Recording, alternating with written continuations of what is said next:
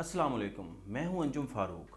कभी कभी जी करता है कि मुल्क के मुआशी और सियासी हालात से किनारा कशी इख्तियार की जाए और शायरी की दुनिया के अंदर क़याम किया जाए, जहां तलखी अय्याम हो, न सियासत की खींचातानी, इक़्तिदार की जंग हो, न दो वक्त की रोटी के लिए तरसते लोगों की आहो बका, सिर्फ शायरी का रक्स हो और रक्स में शायरी, कहीं लैला के हुस्न का जिक्र हो और कहीं फरहाद और कैस के जुनून की दास्तान।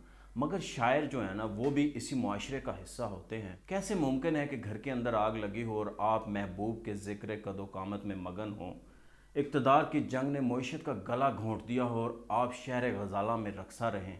अब्बास ताबिश के शेर मुलाहिज़ा कीजिएगा। ये गर्द बैठ जाए तो मालूम कर सकूं, आंखें नहीं रहीं कि तमाशा नहीं रहा, दोनों तरफ के झांकने वालों की खैर हो, दीवार रह गई है दरीचा नहीं रहा।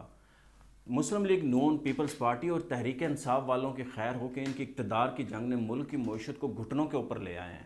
अब हम आलमी अदारों और दोस्त ममालिक के रहमो करम पर हैं। अगर हमें मज़ीद कर्जा मिल गया तो हम पुराने कर्ज़ों की किस्तें देने के काबिल हो जाएंगे, वरना हमारे पास जो ज़र मुबादला के ज़खायर हैं वो $3.5 अरब से भी कम रह गए हैं। हर तरफ बहरान है, किस किस का जिक्र करें।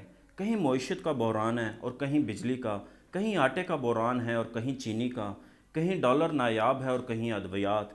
खाम माल के 9,000 के लगभग कंटेनर कराची की बंदरगाह के ऊपर खड़े हैं।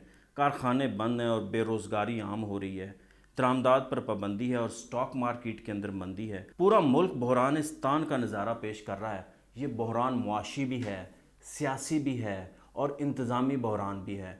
मगर हम जो पाकिस्तानी हैं ना, हमें सियासतदान इतने भले लगते हैं कि हम हर वक्त इनकी कसीदा गोई करते रहते हैं। किसी को इमरान खान साहब बहुत अच्छे लगते हैं, किसी को नवाज शरीफ बहुत अच्छा लगता है, कोई मौलाना फजल रहमान की सियासी बसीरत का कायल है, कोई आसिफ अली जरदारी की पॉलिटिकल आइडियालॉजी है उसका कायल है। हमें फ़िक्र ही नहीं है कि हमारे मुल्क के अंदर जो लीडरशिप का बहरान है, ये सारे जितने बहरान हमने डिस्कस किए हैं ना, ये एक तरफ है। सबसे बड़ा बहरान जो है वो लीडरशिप का बहरान है। हमारे अंदर जितने सियासतदान हैं उनके अंदर खसूसियात ही नहीं है लीडरशिप वाली। अगर यकीन माने, अगर हमारे अंदर लीडर पैदा हुए होते ना, तो आज मईशत हमारी जहाँ खड़ी है, सियासत जहाँ पे खड़ी है, मुआशरत जहाँ पे खड़ी है, वहाँ पे ना खड़ी होती। हम भी तरक्की याफ्ता ममालिक के अंदर शुमार होते। हम भी कहते हम भी गाड़ियाँ बना रहे हैं, हम भी कहते हमारी इकॉनमी बहुत अच्छी है। डॉलर जो है ना, वो हमारे इतने ज़ाहिर होते हैं कि हम भी दुनिया की बड़ी मईशतों के साथ आँख में आँख डालकर बात कर सके। अफसोस हमारे यहाँ ये ऐसा नहीं हो सका। अगर हमारे अंदर लीडरशिप होती, खुदा का खौफ करें यार, देखें 2 दिनों के अंदर 32 रुपये जो है डॉलर की कदर इजाफा हो गया। एक दिन के अंदर आपने पेट्रोल की और डीजल की 35-35 रुपये कीमतें बढ़ा दी। दुनिया के अंदर ऐसा भी होता है। इससे ये साबित होता है कि इसहाक डार साहब की जो पॉलिसीज़ थी ना, वो गलत थी, उनके अंदर मसला था। इसहाक डार साहब आए थे, बड़े जोश व जज्बे के साथ आए, उन्होंने टीवीज़ इंटरव्यूज़ किया, उन्होंने कहा मैं 25 साल से IMF के साथ डील कर रहा हूँ और मैं उनको देख लूँगा, उनको मैं डील कर लूँगा, हम पेट्रोल की कीमतें नहीं बढ़ाएंगे। बल्कि उन्होंने तो कुछ कीमतें कम की थी। मगर वो क्या, उन्होंने फिर मार्केट के अंदर जो है उसके ऊपर भी कैप लगा दी डॉलर के ऊपर। उससे क्या हुआ कि डॉलर एक जगह तो रुक गया, मगर उसके अंदर ये है कि स्टॉक मार्केट के अंदर मसले आ गए, IMF नाराज़ हो गया। हमने जुज़वी तौर पे IMF का मुआहदा जो है ना, उसके ऊपर अमल दरामद किया। कैसे मुमकिन है कि आप एक मुआहदा करें और उसके बाद आप मुकर जाएं? आपने एक दफ़ा नहीं किया। पाकिस्तान ने गुज़श्ता साल 2022 के अंदर 2 दफ़ा मुआहदा तोड़ा है। एक दफ़ा इमरान खान साहब की हुकूमत ने किया, 17 जनवरी को मुआहदा किया और 4 फरवरी को 1 अरब से ज़ायद की डॉलर की किस्त आ गई हमारे अकाउंट्स के अंदर और हमने 28 फरवरी को वो मुआहदा ब्रीच कर दिया, तोड़ दिया। इमरान खान साहब ने पेट्रोल पे, डीज़ल पे और बिजली के ऊपर सब्सिडी दे दी। उनको नज़र आ रहा था कि उनकी गवर्नमेंट जा रही है, उन्होंने कहा ठीक है, मुआहदा जो है ना वो तोड़ देते हैं। अवाम ने के अंदर उनकी बड़ी जो है बड़ी पजीराई हुई, मगर IMF नाराज़ हो गया। ऐसा नहीं हो सकता कि आप जो IMF को नाराज़ करके आप उनसे पैसे ले लें और उनकी शराइत ना मानें। उसके बाद क्या हुआ, शहबाज हुकूमत आ गई, उन्होंने बहुत कोशिश की कि उनके साथ मामला सेट हो जाए, मगर वो चूँकि नाराज़ था, वो बात ही नहीं कर रहा था। अच्छा, मैं आपको एक बात बताता हूँ। जब IMF नाराज़ होता है ना, तो दुनिया को कोई मुल्क आपके साथ पैसों का लेन देन नहीं करता, कोई आपको उधार नहीं देता। उससे ये हुआ कि 6 महीने के लिए पाकिस्तान ने अपने ज़खायर में से खाया। हमारा क्या होता है, डॉलर हमारे पास कहाँ से आते हैं? हमारे एक्सपोर्ट के पैसे होते हैं या रेमिटेंस के पैसे होते हैं, या जो थोड़ी बहुत बैरूनी सरमायाकारी होती है उसके डॉलर आ जाते हैं। बाकी हमारे पास तो और कोई वसाइल नहीं है और वो भी इतने लिमिटेड हैं कि उससे हमारी मुल्क की मुआशी ज़रूरियात पूरी नहीं होती। उसके बाद IMF नाराज़ हो गया तो शहबाज हुकूमत ने उनके घुटनों को हाथ लगा लिया, मगर IMF राज़ी नहीं हुआ। मगर उन्होंने फिर अगस्त के अंदर पाकिस्तान के साथ दोबारा मुआहदा किया وہ ظاہر ہے اسی 2019 والے معاہدے کا تسلسل تھا، نئی قسط لینی تھی، تو اس کے لیے جو آج جنوری کے اندر انہوں نے 30 روپے لیوی لگانے کا کہا تھا، انہوں نے اگست کے اندر اس کو 50 روپے کر دیا۔ ٹھیک ہے، معاہدہ ہو گیا، ہمیں قسط بھی مل گئی، 1 ارب 17 کروڑ ڈالر کی قسط بھی مل گئی، مگر اس کے بعد کیا ہوا، مفتاح صاحب کو چینج کر دیا اور اسحاق ڈار صاحب سپٹمبر کے اندر آ گئے۔ اسحاق ڈار صاحب نے آتے ہی ڈالر کے اوپر کیپ لگایا اور آئی ایم ایف کی شرائط کو جزوی طور پہ ماننا شروع کر دیا، پیٹرول کی قیمتیں کم کر دیں۔ آئی ایم ایف ایک بار پھر ناراض ہو گیا۔ آئی ایم ایف کا بورڈ ہونا تھا نومبر کے اندر، وہ ابھی تک نہیں ہو سکا۔ اب کیا ہوا ہے، اب جب انہوں نے دیکھا ہے کہ اب حالات بہت سنگین ہو گئے ہیں اور 3.5 ارب ڈالر سے بھی کم ہو گئے ہیں ہمارے پاس زر مبادلہ کے ذخائر، تو مرتا کیا نہ کرتا۔ انہوں نے ایک دن کے اندر ڈالر بھی کی قدر بھی 32 روپے بڑھا دی، ایک دن کے اندر 35 روپے پیٹرول بھی بڑھا دیا۔ اس کا مطلب ہے آپ پہلے نہیں بڑھا رہے تھے، وہ پہلے ضرورت تھی، آپ کی معیشت کی ضرورت تھی، مگر آپ نے نہیں کیا، آپ کی معاشی پالیسیاں ناکام ہوئیں۔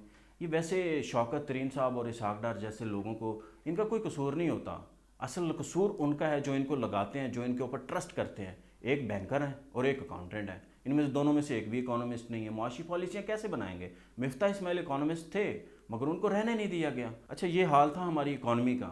اب ہماری سیاست ہے، اس کے اندر بھی ایک عجیب کوحرام مچا ہوا ہے۔ وہ جو ہماری تحریک انصاف ہے، عمران خان صاحب ہیں، وہ الزام تراشی کی سیاست سے باز نہیں آتے اور وفاقی حکومت صبر کا مظاہرہ نہیں کرتی۔ 2 4 دن پہلے خبریں آ رہی تھی کہ عمران صاحب کو گرفتار کرنے کا فیصلہ کر لیا گیا ہے، اس کے بعد فواد چودھری صاحب کو گرفتار کر لیا۔ اب فواد چودھری صاحب کو ویسے گرفتار کیا، اس کے بعد انہوں نے اس کے اوپر جو جس ایف آئی آر کاٹی ہے نا، اس کے اندر ایک شک ہے پی پی سی کی 124A، وہ بغاوت کا مقدمہ ہے۔ ایک سیاسی ورکر باغی کیسے ہو سکتا ہے؟ یہ شک ہمارے پی پی سی کے اندر انگریز دور کے اندر شامل کی گئی تھی، یہاں کے لوکلز کو ان کے اوپر ظلم کرنے کے لیے، ان کو دبانے کے لیے شامل کی گئی تھی، مگر ہم نے یہ شک آج بھی سینے کے ساتھ لگائی ہوئی ہے۔ اور جو بھی پارٹی حکمران بنتی ہے وہ اپنے پولیٹیکل اوپوننٹ کے اوپر یہی اسی شک کے تحت مقدمہ درج کرتی ہے۔ عمران خان صاحب نے بھی متعدد لوگوں کے اوپر کیا تھا، میاں جاوید لطیف تو غالباً 3 4 ماہ جیل کے اندر بھی رہے تھے اسی شک کے بنیاد کے اوپر۔ اب سیاست کے اندر بہت زیادہ، چونکہ حدت بہت زیادہ آ چکی ہے، اب فیصلہ کیا گیا ہے کہ اب برداشت نہیں کیا جائے گا۔ جو واقفان حال ہیں وہ کہتے ہیں کہ اب جو بھی ریڈ لائن کراس کرے گا اس کی گرفتاری ہوگی۔ فواد چودھری صاحب کے بعد مزید لوگ بھی گرفتار ہوں گے۔ اس بات کا امکان بھی موجود ہے کہ عمران خان صاحب کو یا گرفتار کر لیا جائے یا ان کو نظر بند کر دیا جائے۔ ہماری سیاست، معاشرت بالکل ایک خطرناک نہج کے اوپر آ چکی ہے۔ اب سمجھ نہیں آ رہی کہ اس حالات سے، اس بھمر سے ہم نکلیں گے کیسے۔ اب جو ایک دوسری طرف وفاقی حکومت ہے وہ سوچ رہی ہے کہ پنجاب اور کے پی کے اندر الیکشن نہ کروائے جائیں 3 ماہ بعد، وہ سوچ رہے ہیں کہ کوئی ایسا حل نکالا جائے، معاشی ایمرجنسی لگائی جائے، کانسٹیٹیوشن کی جو شک ہے 235 کے تحت، اور لگا کے اس کو 6 مہینے کے لیے ایکسٹینڈ کر دیا جائے اور 8 9 ماہ بعد سارے ملک کے اندر جو الیکشن ہے وہ اکٹھے ہوں، اور اس وقت تک عمران خان صاحب کی جو پاپولیرٹی ہے وہ بھی کم ہو چکی ہو۔ مگر اس کی بھنک خان صاحب کو بھی پڑ گئی ہے۔ اب خان صاحب نے ایک اور پلان بنایا ہے، انہوں نے پلان یہ بنایا ہے خان صاحب نے کہ وہ اگر انہوں نے ایسا کیا تو وہ جلسے کریں گے، وہ جلوس کریں گے، وہ ریلیاں نکالیں گے، اور عین ممکن ہے کہ وہ لانگ مارچ کریں گے۔ جس فائنینشیل ایمرجنسی جس بنیاد کے اوپر لگا رہے ہیں کہ ملک کے اندر سیاسی عدم استحکام ہے، معاشی عدم استحکام ہے، تو اگر خان صاحب یہ سب کریں گے تو پھر وہ ظاہر ہے ملک کی سیاسی ٹمپریچر بہت اوپر چلا جائے گا، اس سے معیشت کو اثر پڑے گا، تو پھر حکومت کیا کرے گی؟ کیا یہ مسئلے کا حل ہے؟ یہ ہماری حکمرانوں کو، جو اقتدار کے اندر لوگ بیٹھے ہوئے ہیں، ان کو سوچنا چاہیے۔ مجھے دیجیے اجازت، اللہ حافظ۔